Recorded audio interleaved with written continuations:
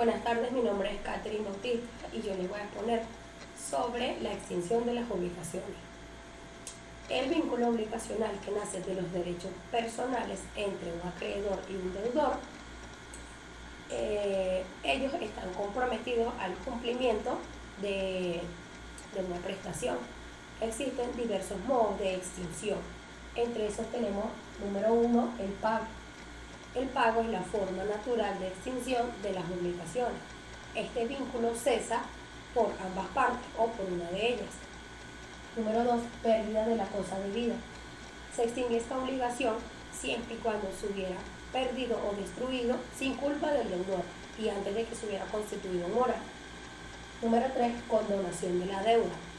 Es el acto de liberalidad por parte del acreedor en el cual supone el perdón de la deuda y con esto se extingue esta obligación.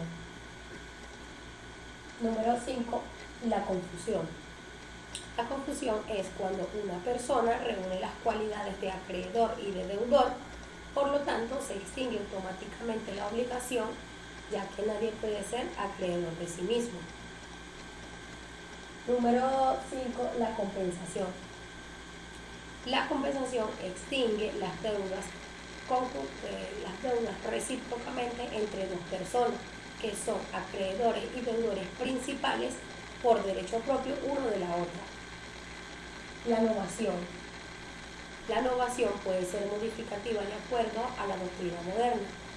Esta lo que quiere decir es que se va a extinguir la obligación anterior, pero se va a sustituir por una nueva obligación.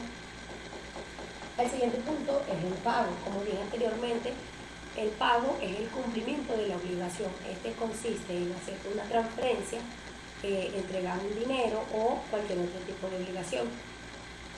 Elementos del pago. Entre los elementos del pago tenemos la obligación válida, la cual es el pago, el cumplimiento de la obligación. Si esta es nula o anulable, el deudor no está obligado a realizar este pago. Puede efectuarlo salvo en los casos que no esté permitido por la ley. Elemento número 2, intención de pagar. Es el ánimo o deseo del deudor de querer extinguir esta obligación. Si falta el ánimo o deseo, entonces el deudor no podrá ejercer lo que es la repetición. Los sujetos del pago. Los sujetos del pago se dividen en dos: el solvent y el accipient. El solvent es la persona que va a realizar el pago al acreedor, siempre y cuando el acreedor no haya determinado una persona en específico, ya que su único interés es recibir la prestación a la cual tiene derecho. Número 2, el accipient. El accipient es la persona que va a recibir el pago. Entre esas está el mismo acreedor, la persona autorizada por el acreedor y las autoridades judiciales o la ley. Efectos del pago. Entre los efectos del pago tenemos el pago total. El pago total efectuado válidamente va a extinguir la obligación contraída y todo lo que constituye sus accesorios. El siguiente es el pago parcial.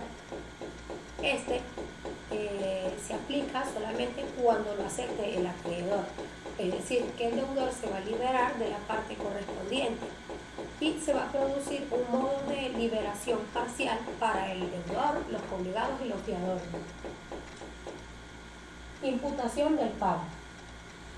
La imputación del pago es la asignación o la aplicación del pago a una obligación entre varias. Esta se va a extinguir según la asignación que se efectúe. Efectos de la imputación del pago. Una vez efectuada válidamente, la obligación se va a extinguir la obligación accesoria que lo garantizaba, pero sin poder modificarse ni retractarse en perjuicio de terceros. Prueba del pago. Entre las pruebas del pago tenemos el principio general, el cual se rigen estos principios de prueba porque están contemplados en la ley para las obligaciones en general. Presunción en caso del pago de pensiones o prestaciones periódicas. La legislación establece una presunción para el pago de pensiones o las prestaciones periódicas anteriores, cuyo pago se haya acreditado. Dación del pago. La dación del pago es cuando el deudor da a su acreedor una prestación diferente a la debida, pero con este se va a extinguir la obligación. La novación. Como dije anteriormente, la novación es cuando una obligación anterior se va a extinguir se va a sustituir por una nueva obligación. Clases de novación. Entre estas tenemos la novación objetiva, la cual es cuando el deudor contrae para su acreedor una nueva obligación que va a sustituir la obligación anterior y además de esto la va a extinguir. La otra clase es la subjetiva por cambio de deudor. Esta ocurre cuando un nuevo deudor va a sustituir al deudor anterior, por lo tanto el acreedor va a liberar a este deudor de su obligación. Subjetiva por cambio de acreedor. Esta ocurre en fuerza mayor cuando hay una nueva obligación, entonces aquí entra el nuevo acreedor para sustituir al acreedor anterior. De igual manera, este libra al deudor para con este. Requisitos de la novación. Entre los requisitos de la novación está, número 1, debe existir una obligación anterior. Número 2, la nueva obligación debe ser distinta a la anterior, es decir, que cambien los sujetos, los objetos o la causa. Número 3, debe estar la voluntad o la intención de novar. Debe existir la intención de las partes de querer sustituir la obligación principal por una nueva obligación. Efectos en general de la novación. Entre los efectos en general de la novación tenemos el número 1, el cual es la extinción de la obligación, que en la doctrina se denomina como efecto liberatorio. El número 2, el cual nace una nueva obligación con su régimen propio y característico. Número 3, la objetiva, la cual los privilegios e hipotecas de un crédito anterior no van a pasar al que va a sustituirlo, siempre y cuando el acreedor no haya hecho para ello una reserva expresa. De ser así, entonces el deudor deberá convenir con el acreedor en que las garantías hipotecarias continúen caucionando en el nuevo crédito. Subjetivos por cambio de deudor. En esta no se requiere del consentimiento del deudor originario, solamente no se requiere eso para perfeccionarlo. Subjetiva por cambio de acreedor. Es cuando el deudor acepta la delegación. En esta, él no podrá imponer las excepciones al nuevo acreedor, que eran las que le imponía al acreedor originario. Por lo tanto, pueden existir el caso en que estas excepciones dependan de la cualidad de la persona. La delegación. La delegación es cuando una persona denominada delegante ordena a otra persona denominada delegado a que realice el pago de una prestación para una tercera persona denominada delegatoria. Diferencias con otras figuras. Entre estas tenemos el mandato. El mandato se diferencia fundamentalmente porque el mandatario opera en nombre y representación del mandante. En cambio, el delegado no actúa ni en nombre ni en representación del delegante, sino que va a actuar en nombre propio. La cesión de crédito. La cesión de crédito se puede confundir porque figura el acreedor al cual le vamos a llamar cedente. Este va a enajenar sus créditos que tiene contra el deudor a una persona que la vamos a denominar cesionario. Estipulación a favor de terceros. Como dije anteriormente, es cuando el delegante ordena al delegado a realizar el pago de una prestación a un tercero. Lo mismo ocurre con el estipulante y el promitente respecto al beneficiario. Clases de delegación. Entre las clases de delegación tenemos A, que es la activa, aquí es cuando el delegante va a actuar como acreedor. Un ejemplo sería, si tenemos una persona, llamémosla A, sería nuestro delegante. Esta persona va a ordenar a otra, llamémosla B, sería nuestro delegado, a que le realice el pago de una prestación a una tercera persona, llamémosla C, que sería nuestro delegatorio.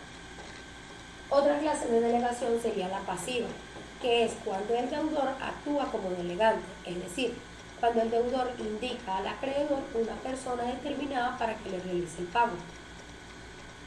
Otra clase es la perfecta o novatoria. Entre estas se puede decir que se extingue la obligación entre el delegante con el delegatorio, pero se va a sustituir por el delegado con el delegatorio. Imperfecta o simple. Ocurre cuando el deudor asigna al acreedor un nuevo deudor. Aquí no se produce la novación sin que el acreedor exprese voluntariamente el libertar al deudor originario que ha hecho esta delegación. Diferencias entre delegación y novación. Número 1, la delegación es una figura jurídica que nos facilita el cumplimiento de las obligaciones, presentando sus ventajas anotadas. En cambio, la novación es un medio de extinción de las obligaciones anteriores para sustituirlas por una nueva obligación. Otra diferencia sería en que la delegación no produce necesariamente la novación, siempre y cuando las partes la declaren expresamente. Ahí sí se produce la novación. La novación exige una obligación anterior que pueda ser sustituida por una nueva obligación. En cambio, la delegación no exige la existencia de un vínculo jurídico previo entre las partes. Otro punto es la compensación. Como dije anteriormente, la compensación es cuando dos personas son recíprocamente deudores entre sí mismos y se pagarán entre ellos. Clases de compensación. Tenemos número 1, la compensación legal, la cual requiere de que ambas partes sean deudores entre sí para que se pueda extinguir esta obligación hasta el punto en que coincidan con la suma menor. Compensación convencional. La compensación convencional se celebra entre acreedores y deudores, los cuales se realiza un efecto de compensación para obtener o adquirir un crédito que legalmente no lo es. ¿Por qué pasa esto? Porque carecen de requisitos o porque los créditos no tienen lugar en dicha compensación. La otra clase de compensación es la facultativa. Esta requiere o hace un requerimiento una de las partes a favor de que hubiera cualquier obstáculo que no permita la compensación legal, pero esta va a renunciar a oponerse y va a aceptar la compensación. Otra clase de compensación es la judicial. Esta es la decretada por el juez y que por efecto de la sentencia van a convertirse en líquidas o exigibles para ambas obligaciones. Efectos de la compensación. Los efectos de la compensación. El número 1 es que se extingan las obligaciones recíprocas. El número 2 es que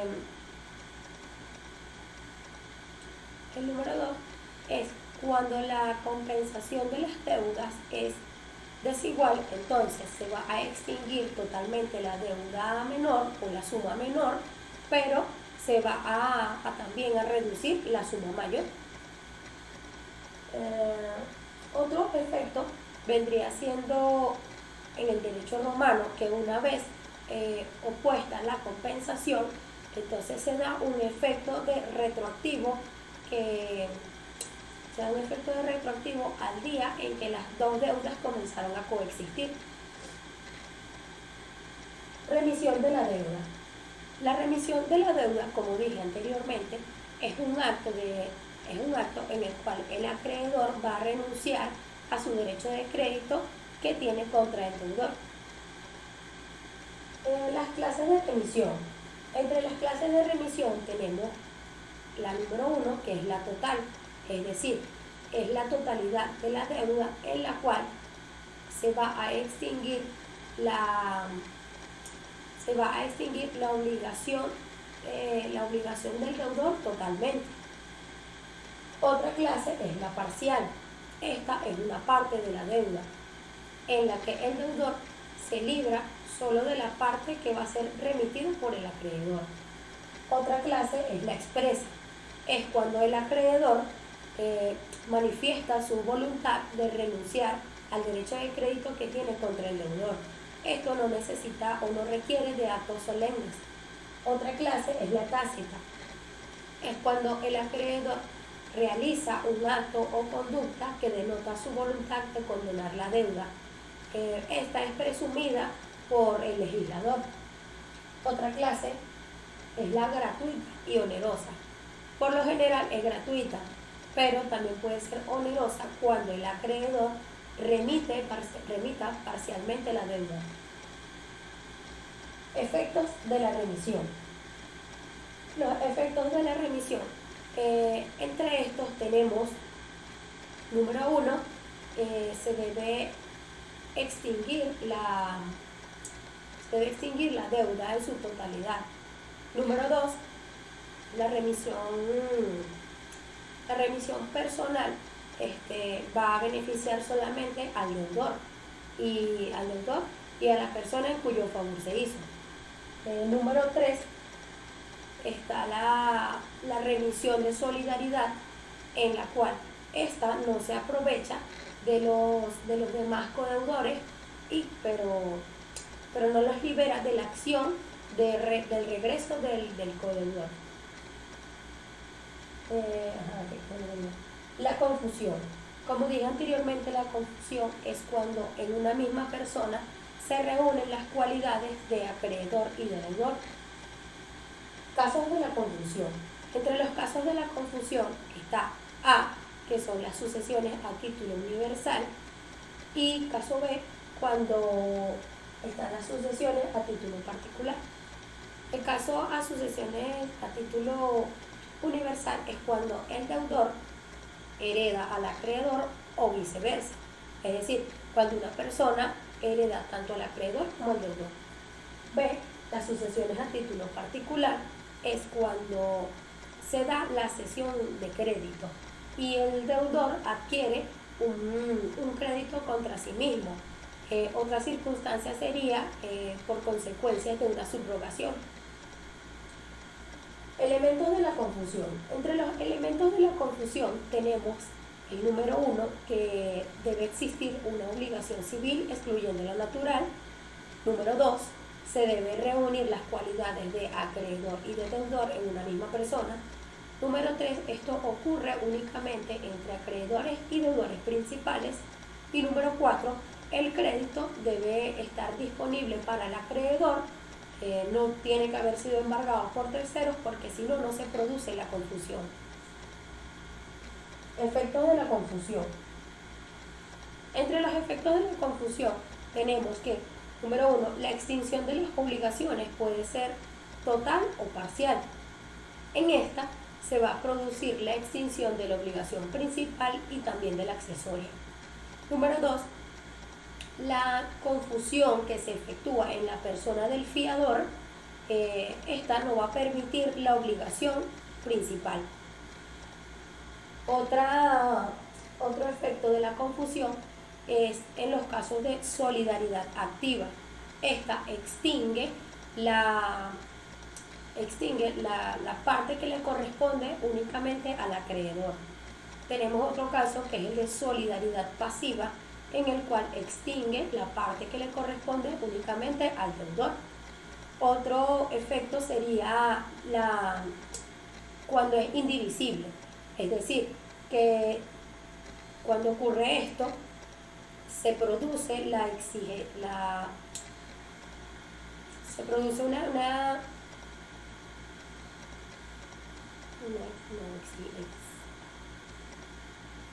se exige en su totalidad, pero se va a indemnizar al deudor. El siguiente punto es la prescripción. La prescripción es cuando una persona se libera del cumplimiento obligacional que tiene, de acuerdo a que ha transcurrido un determinado tiempo y porque ha cumplido con determinados requisitos que están contemplados en la ley. Clases de prescripción. Entre las clases de prescripción tenemos adquisitiva y extintiva. La adquisitiva es el modo de adquirir el dominio o los derechos reales por la posesión a título de dueño. Esta continúa con un tiempo que está establecido en la ley.